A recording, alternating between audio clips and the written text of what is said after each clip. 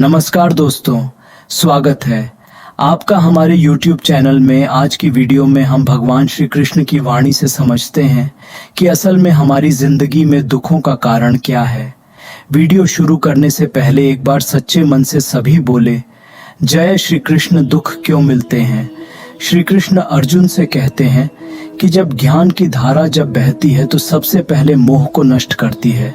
मोह को इसलिए नष्ट करती है क्योंकि मोह अज्ञान है।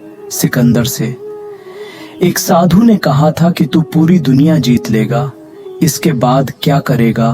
क्योंकि और कोई दुनिया है ही नहीं। दुखों का एक कारण मोह भी है। मोह से अज्ञान बढ़ता है और जीवन में समस्याएं शुरू होने लगती हैं। महाभारत में धृतराष्ट्र को दुर्योधन से इतना मोह था कि वह अपने पुत्र को गलत काम करने से भी रोक नहीं सके। धृतराष्ट्र को पुत्र मोह की वजह से धर्म अधर्म ज्ञान ही नहीं रहा था। अंत में सब कुछ बर्बाद हो गया। महाभारत में श्री कृष्ण ने अर्जुन से कहा था, जब ज्ञान की धारा बहती है तो सबसे पहले मोह को नष्ट करती है। मोह को इसलिए नष्ट करती है क्योंकि मोह अज्ञान है। यूनान का सम्राट सिकंदर पूरी दुनिया का जीत लेना चाहता था। एक दिन एक नागा साधु ने सिकंदर से कहा कि तू ये पूरी दुनिया जीत लेगा, उसके बाद क्या करेगा? क्योंकि इसके अलावा दूसरी कोई दुनिया है ही नहीं। इतना कहकर संत जोर जोर से हंसने लगा। संत की बातें सुनकर सिकंदर निराश हो गया था। सिकंदर ने संत से कहा कि आप मुझ हंसिए मत, ये बात सच ही है, लेकिन मैंने आज तक ये बात सोची ही नहीं थी।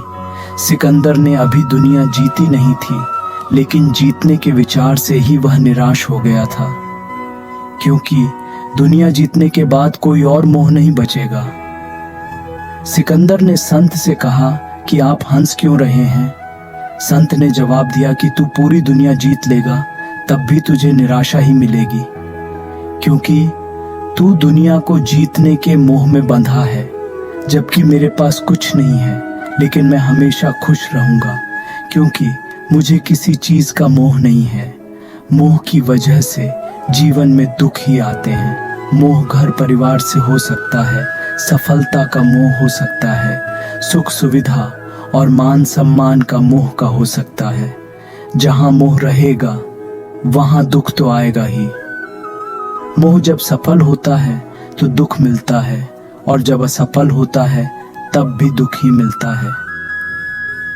श्री कृष्ण कहते हैं कि जब को मोह त्याग देता है तो उसे मेरी कृपा मिल जाती है। मोह रहित व्यक्ति परम आनंद प्राप्त करता है, इसीलिए मोह का त्याग करना चाहिए और जो हमारे पास है उसी में संतुष्ट रहना चाहिए। ज्यादा पाने का मोह रहेगा तो दुख बढ़ना तय है। किसी भी चीज को समझने के लिए सबसे पहले मन को शांत रखना चाहिए और फिर काम पर ध्यान देना चाहिए, क्योंकि हम मन से ही प्रश्न खोज लेते हैं और मन में ही जवाब देकर बैठ जाते हैं। भगवान कृष्ण ने मन को शांत रखने के लिए दो चीजें बताई हैं।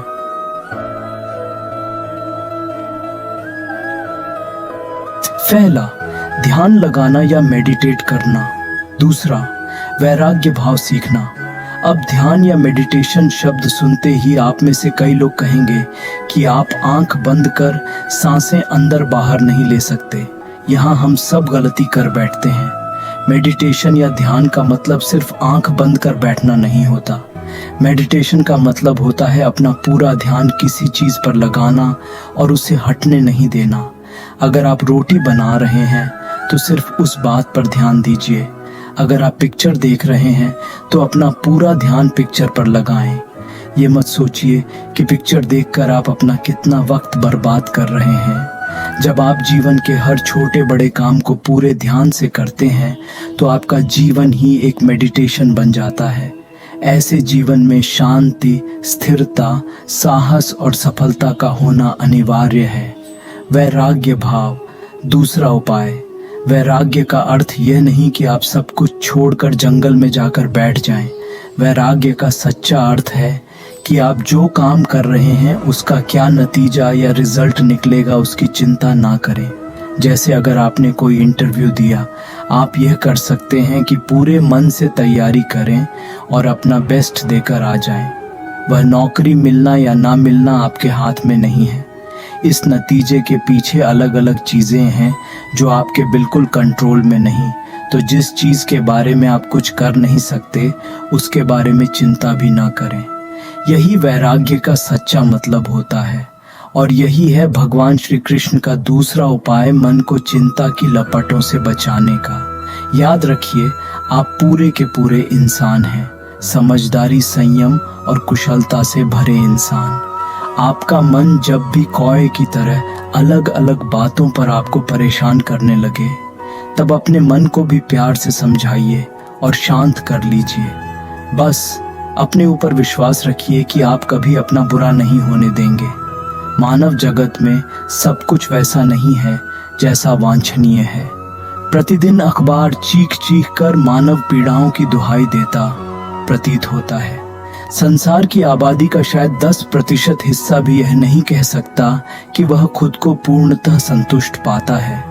सवाल उठता है कि संसार में इतना दुख क्यों है? संसार का स्वरूप आखिर वैसा क्यों है जैसा वह है? संसार में शायद ही कोई धर्म हो जो इस प्रश्न से जूझता न दिखाई पड़ता हो, तथा दर्शन की शायद ही कोई विधा हो जो इस प्रश्न को किसी न किसी रूप में आत्मसात न करती हो। यदि भगवत गीता को देखें तो हम पाते हैं कि संसार के दुखों का प्रमुख कारण आत्मा के स्वरूप के विषय में हमारा अज्ञान है।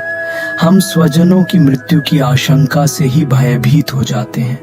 हमने जो भी अर्जित किया या पाया है उसकी हानि की शंका भी हमारी चेतना को कभी पूर्णतया स्वच्छंद नहीं होने देती। गीता में कृष्ण अर्जुन को यही शिक्षा देते हैं कि जन्म मृत्यु की घटनाएं आत्मा के पुराने वस्त्रों का त्याग कर नए वस्त्रों को धारण कर लेने मात्र से बढ़कर कुछ नहीं है। चूंकि आत्मा ही एकमात्र संसार में शाश्वत तत्व है, इसलिए हम जो भी अर्जित करते हैं वह बाह्य कारणों से ही हमारे पास संग्रहित होता है तथा अन्य बाह्य कारणवश हमसे दूर भी हो सकती है। गीता हमें दुखों का कारण बताकर उनसे निवारण की दिशा दिखाती है। ईसाई धर्म के प्रमुख ग्रंथ बुक ऑफ जॉब में एक रोचक कथा है। यीशु के परम भक्त जॉब ने पूरा जीवन उनकी शिक्षाओं के अनुरूप बिताया है, लेकिन वह अत्यंत पीड़ादायक स्थिति में है। उसका परिवार, घर तथा संपत्ति आपदा की भेंट चढ़ चुके हैं। एक ही प्रश्न उसके रोम रोम में गूंज रहा है कि आखिर उसी के साथ ये सब क्यों हुआ। मुख्य बिंदु यह है कि जॉब सब कुछ खोकर भी ईश्वर में आस्था नहीं खोता। क्या ईश्वर में आस्था किसी कारणवश होनी चाहिए या निरपेक्ष रूप से? बौद्ध तथा जैन दर्शन श्रमण परंपराएं कहलाती हैं तथा निरीश्वरवादी हैं। जगत में दुख है, बौद्ध दर्शन के अनुसार यह आर्य सत्य है। दूसरा आर्य सत्य, दुख का कारण भी होगा। तीसरा, दुख का कारण है तो उसका निराकरण भी होगा। चौथा आर्य सत्य यह है कि यदि दुख का निराकरण है तो दुख निवृत्ति का मार्ग निश्चित ही है। किंतु बौद्ध दर्शन के अनुसार अपनी पीड़ाओं का निराकरण स्वयं की तत्परता तथा श्रम से होगा। इसके लिए बौद्ध दार्शनिक शील, समाधि तथा प्रज्ञा जैसे सद्गुणों का मार्ग सुझाते हैं। वहीं दूसरी ओर जैन दार्शनिक रत्नत्रय अर्थात सम्यक दर्शन, सम्यक ज्ञान तथा सम्यक चरित्र अपनाने के लिए प्रेरित करते हैं। किंतु दुख तथा ईश्वरीय सत्ता के बीच असंगता अपरिहार्य रूप में दिखाई पड़ती है। ईश्वर की अवधारणा में ही उसके सर्वशक्तिमान, सर्वज्ञ तथा करुणामय होने की अवधारणाएं अंतर्निहित हैं। यदि ऐसा है तो वह हमारी पीड़ाओं से अनभिज्ञ नहीं हो सकता। किसी को भी दुख देने वाला कभी कोई दूसरा नहीं होता, कभी भी नहीं होता। अब कई सालों से बोल रहा हूँ, लोगों से मिल रहा हूँ, हर पृष्ठभूमि के लोगों से मिलता हूँ, हर उम्र के लोगों से मिलता हूँ, और ज़्यादातर लोग जो मिलते हैं वो किसी न किसी रूप में दुखी होते ही होते हैं। सारे सवाल ही दुख से निकलते हैं, लेकिन मैंने कभी नहीं पाया कि कोई ऐसा हो जिसके दुख का कारण कोई दूसरा हो। ऊपर से लग सकता है, ऊपर से तुम किसी और को दोषी ठहरा सकते हो कि मैं उसके कारण दुखी हूँ, पर यह बहुत सतही बात है। कभी भी कोई किसी और के कारण दुखी होता नहीं है। तुम्हारे दुख का कारण तुम्हारे अलावा कोई दूसरा नहीं है। किसी और के दुख का कारण उसके अलावा कोई दूसरा नहीं है। एक स्वस्थ व्यक्ति को तुम कुछ भी कर लो, दुखी नहीं कर पाओगे। वो तुम्हारी पहुंच से, तुम्हारी पकड़ से बाहर है। तुम्हारी सारी चेष्टाएं व्यर्थ जाएंगी। वो दुखी होगा नहीं, तुम उसे सुखी भी नहीं कर पाओगे। उसका सुख दुख तुम पर निर्भर करता ही नहीं है। वो खुद सुख दुख के परे है, वो कहीं और बैठा हुआ है। बच्चा अगर डॉक्टर के इंजेक्शन लगाने से रो रहा है, दुखी हो रहा है, तो क्या उसके दुख का कारण डॉक्टर है या उसका अज्ञान? ईमानदारी से बताओ। बच्चा डॉक्टर के इंजेक्शन से रो रहा है, दुखी हो रहा है, तो दुख का कारण क्या डॉक्टर है? फिर तो डॉक्टर को बड़ी ग्लानि उठनी चाहिए। हर बच्चे को रुलाते हैं वो। डॉक्टरों का काम ही यही होता है। उनके पास बच्चे लाए जाते हैं और वो बच्चों को रुला देते हैं। फिर तो डॉक्टरों के भीतर बड़ा अपराध भाव आ जाना चाहिए। हम बड़े अपराधी हैं। देखो ना, किसी बच्चे को रुला दिया, पर डॉक्टर जानता है कि अगर बच्चे को दुख हो रहा है तो उस दुख का कारण वो नहीं है, उसका इंजेक्शन भी नहीं है, बल्कि बच्चे के भीतर जो मूढ़ता, जो अज्ञान बैठा हुआ है वो है। हर व्यक्ति अपने दुख का कारण स्वयं होता है, क्योंकि उसके भीतर अज्ञान होता है। अज्ञान ही दुख का कारण है, अज्ञान ही सुख का कारण भी है। सुख और दुख दोनों अज्ञान से निकलते हैं। तुम ये भ्रम मत पाल लो कि तुमने किसी को दुख दिया।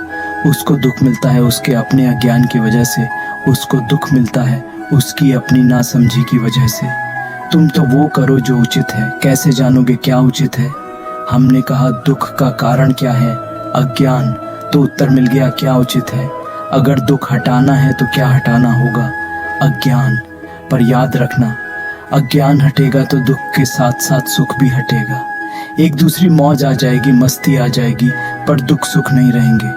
तो तुम दूसरों का दुख हटाने की कोशिश मत करो, तुम तो उनका क्या हटाने की कोशिश करो? अज्ञान। रोशनी देने की कोशिश करो। दिए की तरह हो जाओ, सूरज की तरह हो जाओ। इस चक्कर में मत पड़ो कि दुख हटाऊंगा। दो लोग हैं, वो एक आम के लिए लड़ रहे हैं। दोनों को आम चाहिए और पूरा चाहिए। उनका अहंकार पूरे से कम में राजी नहीं होता। एक को आम दोगे तो दूसरा दुखी हो जाएगा, दूसरे को आम दोगे तो पहला। आज की वीडियो में बस इतना ही। मिलते हैं एक नया वीडियो के साथ। आज का वीडियो अच्छा लगा हो तो चैनल को सब्सक्राइब, लाइक और शेयर कर दे। तब तक के लिए जय श्री कृष्णा।